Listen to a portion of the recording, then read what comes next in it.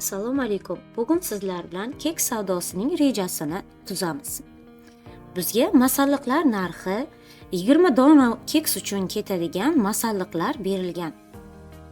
Quyidagicha jadval hosil qilib olamiz.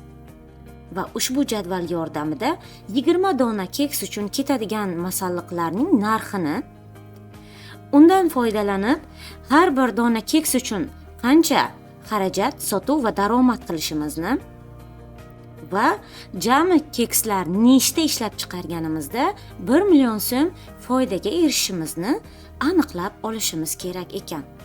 Buning uchun narxlarni so'mga o'tkazib olamiz.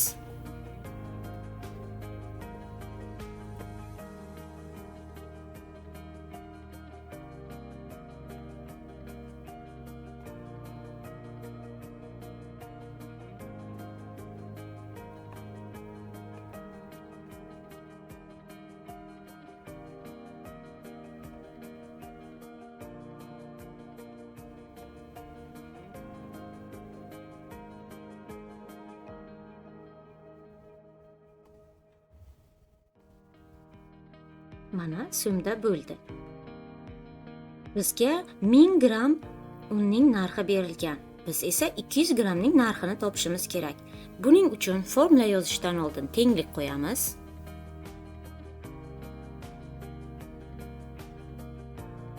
Jami 1000 gramning narxini bo'lamiz 1000 ga, shunda bizaga har bir gram uchun narx kelib chiqadi. Har bir gramni narxini topib bo'lgandan keyin uni 200 gramga ko'paytirib olamiz. Va buni avto to'ldirish yordamida keyingi katakchalarga ko'chirib olamiz. Mana bizda saryog', shakar upasi va tuxum uchun ham paydo bo'ldi. Tekshirib oladigan bo'lsak, tuxumning narxi qanday topilyapti? 12 ta tuxumning narxi 12 ga bo'linib, har birining narxi topilib, o'shani 2 ga ko'paytiryapmiz.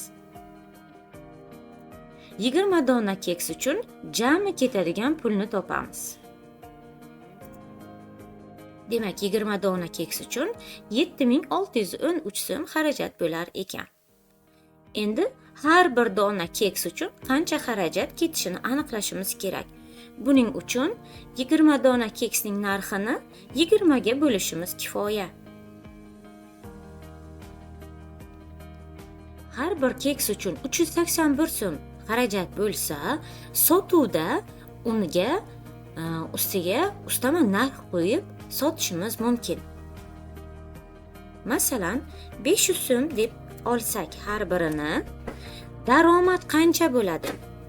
Daromadni topish uchun sotuv narxidan ayirishimiz kerak bo'ladi xarajatga ketadigan pulimizni.